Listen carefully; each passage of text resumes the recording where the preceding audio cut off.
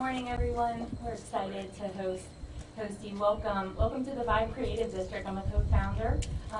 Croc's Restaurant was the first Virginia Green restaurant in the Commonwealth about a decade ago. We're excited to be part of this and can't wait to hear from our next speaker, Delegate Nancy Guy. Thank you, Laura. As a member of Virginia Beach's delegation of the General Assembly, I'd like to welcome you to our fair city today and say how thrilled I am to have us be the site for the Climate Action Network's presentation of the importance of fully funding at all government levels the electrification of school bus fleets. Today's event combines two issues about which I am incredibly passionate: public education and the battle against the existential crisis of our time, which is climate change and the attendant sea level rise. Virginia Beach is the second most imperiled city in the nation from the ravages of sea level rise. Sea level rise here is not theoretical anymore. It is measurable, it is accelerating, it is unstoppable. And if we are going to keep it from being cataclysmic, we have to be serious about reducing carbon emissions and adopting policies at all levels of government to make that happen. Here in Virginia, as part of the new majority over the last 2 years, my colleague in the upper house is going to be detailing for you how we've taken that very seriously, first with the passage in 2020 of the Virginia Clean Economy Act, which not only committed to transforming our energy grid, but as the Virginian Pilot reported yesterday on the front page, will create thousands of green energy jobs here in Hampton Roads. We've started to take on the bigger issue of addressing the transportation sector, which is the largest producer of carbon emissions in our nation, by adopting the Clean Cars Act last year, and also passing a study bill that will look to the electrification of public transport and, of course, our school buses. Here in Virginia Beach, we got a little bit of a head start on that in 2020 when we brought 8 electric school buses into our fleet. As a former member of the Virginia Beach School Board, I'm really pleased and proud of our school system's dedication long-term to sustainability. Before school got out, I did a speech in front of 2 AP government classes, and I always ask the students, because I really want their input on what issues we should be focusing on. And I was really pleased to see that their #1 issue by a pretty wide margin was addressing climate change and sea level rise. So the young people get it. In order to make it really happen here, we're going to need to turn to bold funding initiatives at the federal, state, and local levels. When I met with President Biden and a large group of people, mind you, at the Tidewater Community College at the end of March when he was making a presentation of his American Families Plan, I was thrilled to hear that it included a commitment to electrification of school bus fleets across our nation. I know that our local Congresswoman, Elaine Luria, has supported the Invest in America Act, which invested $4 billion in illegal charging infrastructure, and also the Clean Bus Act of 2021 that directs the Department of Energy to establish a clean school bus grant program.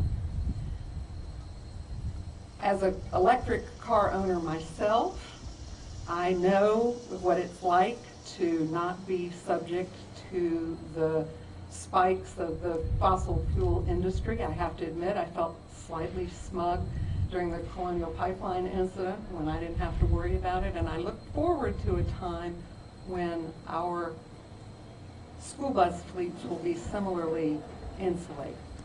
Now it's my pleasure to introduce my colleague and my friend, who, as a member of the General Assembly since 2005, has far more experience and wisdom than I do to share from the 9th District of Virginia, Senator Jennifer McClellan. Thank you, Delegate Guy. It is a pleasure to be here this morning. I want to thank everyone for being here with us.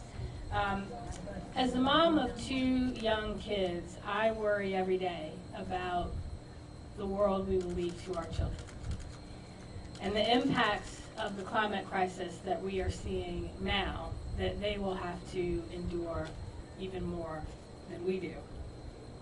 Here in Virginia, we've seen record hot days, stronger storms, increased flooding, more volatile weather, and even smoke.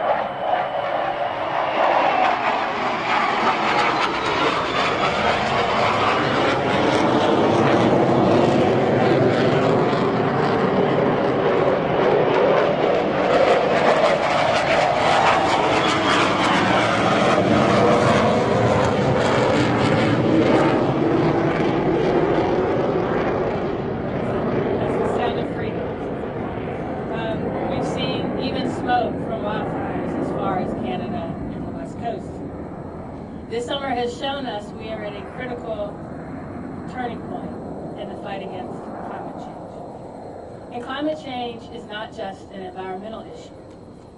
It's a health issue. It's an equity issue. It's an economic issue. Here in Virginia Beach, infrastructure costs to keep up with sea level rise could be $3.8 billion. We cannot afford to wait on climate change, on addressing climate change. And here in Virginia, at the state level, we're taking action. As you heard, passing the Clean Economy Act, the Solar Freedom Act, where working together with Rip Sullivan and Mark Keim in the House, we shifted Virginia from the back of the pack to the front, near the front nationwide, in the front in the South, on addressing climate change through our energy policy. But as you've heard, transportation is an even greater threat to our climate. And we began taking action a few years ago by providing more access to electric charging stations so that businesses like Crocs here can provide access to them. And with the Clean Car Standard, making sure we are doing our part at the state level to address climate change through transportation policy. But we need federal action as well. As we stand in front of this gorgeous electric school bus that my kids would be pretty excited to ride on, Congress is debating an infrastructure bill that will make transformative investments in state and local climate initiatives. And I'm glad to see Virginia's delegation, including Representative Gloria, joining in these efforts. Modernizing our transportation sector and investing in clean schools and transit buses is one of the most effective policies that we have on the books to combat climate change. Virginia needs allies in the federal government and federal investment in order to achieve more. We need to build on the progress of state legislation and local transit initiatives you've heard of today in order to achieve impactful and lasting climate action.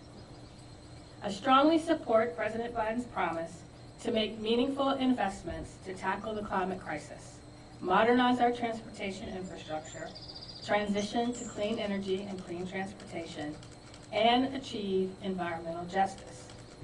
But now it's up to Congress to act. And Congress needs to support investments in clean transportation. Today we stand together to support big, bold, and urgent federal climate action to expand the climate work that we have done at the state and local level, not just for us today, but for our children and our children's children tomorrow. Now it is my pleasure to introduce someone who has been working on environmental issues and addressing climate change for a number of years. And without his help, it would not have been possible for us to make as much progress as we have here in Virginia. The Executive Director of the Virginia League of Conservation Voters, Michael Towns. Good morning, everyone, and thank you very much, Senator. My name is Michael Towns. I'm the Executive Director of the Virginia League of Conservation Voters. We're one of the largest and most influential environmental advocacy groups in Virginia.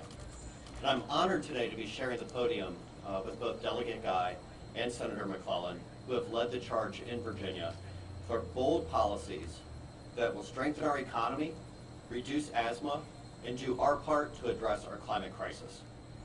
Just like parents across the Commonwealth, Delegate Guy and Senator McClellan know that our children deserve better than starting their school day with a breath full of diesel pollution. Over 135,000 Virginia children suffer from asthma, and we know that pollution from cars and trucks disproportionately harms low-wealth communities and communities of color. And because parents and citizens from across Virginia have been making their voices heard, leaders in Richmond and Washington are making the changes that we need to ensure that our children can grow up in healthier communities and have greater economic opportunities ahead. Virginia has passed a clean car standard. We have developed policies to promote and invest in clean vehicle infrastructure and electric school buses, electric transit buses.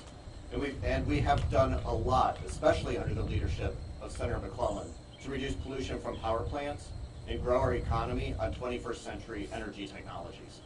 But we can't do this alone. That's why we are excited that President Biden has announced his initial infrastructure plan, which included ambitious investments to spur clean energy growth, to limit pollution from power plants, reduce carbon pollution from the fossil fuel industry, and expand the electric vehicle market through tax credits and investments in infrastructure. Here in Virginia, we know that electric buses are our future, and we can see this through by ensuring passage of the President's plan as we work to build back better, making key investments that cut the pollution, expand electric vehicles, address the climate crisis in an equitable way, and secure a better future for our kids and grandkids. Just like in Richmond, Virginia has strong leadership in Washington who share our deep concerns about our climate crisis, who know that the investments in clean energy and clean transportation are good for Virginia Beach, the Hampton Roads region, and the Commonwealth of Virginia. So I want to close by thanking Representative Loria for her strong record on climate action and urge her to continue supporting bold federal investments in clean transportation to improve public health and create the economic opportunities needed for all Virginians. So thank you very much. I'd like to introduce now Albert Burley with the Bluebird Bus Company. Thank you.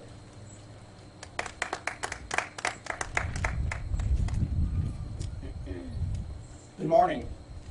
I'm Albert Burley, and I'm the Executive Director of Electric Vehicle Sales for Bluebird Corporation. Joining me today is Trey Williams and Joe Miles with our local Bluebird dealership, Bluebird Bus Sales of Virginia. They do a phenomenal job for us here locally in Virginia. And thank you so much for including us in this event. We're very excited to be here. Bluebird builds school buses, and we've been building school buses now for about 100 years. This bus behind me is our all-electric, zero-emission, zero-pollution school bus. 2 electric school buses, just like this one, are headed to Washington County Public Schools here in Virginia very soon, and will be transporting kids this fall. Bluebird has been building electric school buses for 3 years, and we've sold almost 600 in that time frame in 22 different states and counting. We are the market leader in electric school buses, but we're also the market leader in electric vehicle technology, not only in school buses, but in all classes of vehicles. We are the only ones to offer vehicle-to-grid technology standard on our buses, and the only ones who have done full interconnections with utilities to allow stored energy on the batteries to be sold back to the grid, allowing our customers the opportunity to earn revenue with their electric school bus. And not even Tesla can do that. The reason I tell you all this is to point out that these are not just products of the future. They are products being produced now. And that electric bus behind me can meet the needs of over 90% of all school district route requirements today. And for the 24 million students that are transported daily on school buses and the 10,000 communities in the U.S. where school buses operate, we know that electrifying school buses is the right thing to do for the health and safety of our kids. Electric school buses also have significant environmental impact. Replacing a school bus with an electric school bus removes approximately 23 tons of greenhouse gases per year. If all 500,000 school buses in the U.S. become zero emission, 11.5 million tons of greenhouse gases would be eliminated every single year. A huge contribution to the fight against climate change and a very positive impact to our children's health. Bluebird is fully committed to work with the administration and all members of Congress to ensure that funding programs in the infrastructure bill will put our nation's children in not only the safest school buses in the world, but also the cleanest. Thank you very much, and now I'd like to introduce Kim Sutter from Mothers Out Front.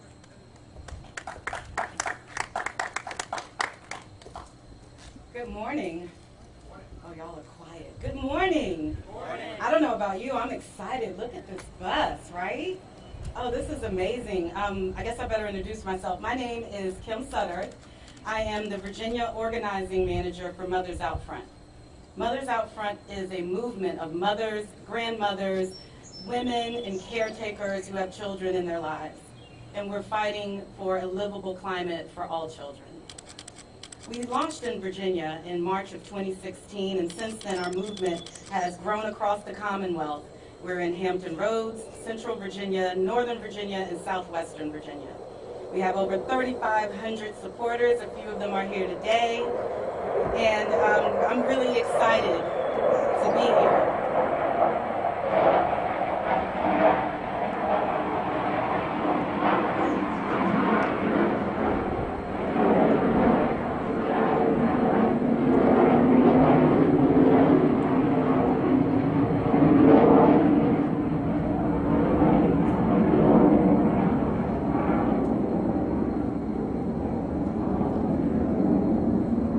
I love the sound of freedom as an accompaniment to the speech. I feel more empowered. So Mothers Out Front is committed to encouraging the reduction of climate-disrupting greenhouse gases, increasing renewable energy choices, like the one behind me, demanding climate justice, and continuing to work with local leaders for a livable climate for all children. Now, I live in Norfolk, but I am the product of Virginia Beach Public Schools.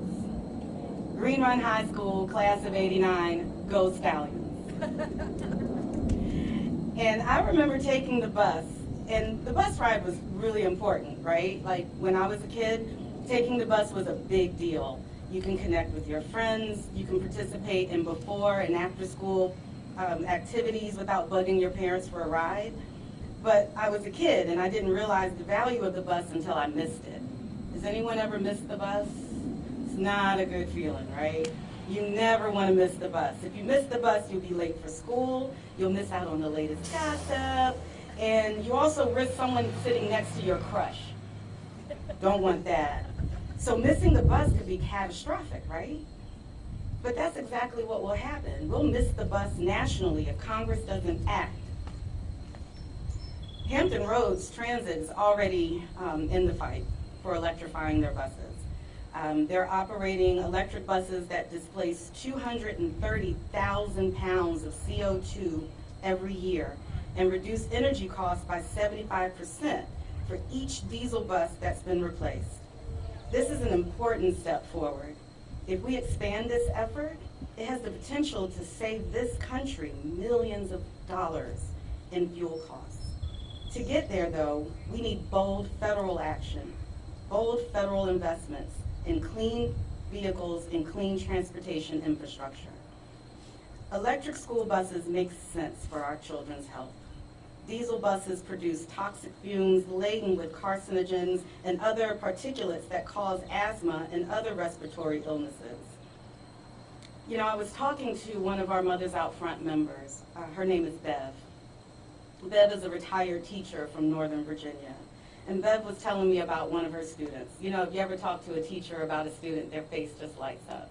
And she was telling me about one young man. He was mischievous, but he was also smart and talented, and he had a smile that lit up the room. That was until one morning when he didn't show up. You see, he had an asthma attack the night before, and he passed away. Moms and caretakers like me, like you, like most of us here, we don't want to send our children to school on a bus that spews toxics and carcinogens and aggravate asthma. And that's why I'm here today, to advocate for electric school buses. That's why we're all here today, actually. We need Congress to pass a bill that makes the big, bold, and ambitious investments needed to tackle the climate crisis, achieve true environmental justice, and accelerate the transition to clean energy. To meet this moment, to heed the science, to make good on this administration's promises, Congress must act now. They have to deliver on climate justice and jobs. We cannot miss this bus. Our children's future is at stake. Thank you. And before I go, I'd like to introduce you to the Virginia Beach Commissioner of Revenue, Philip J. Kellum.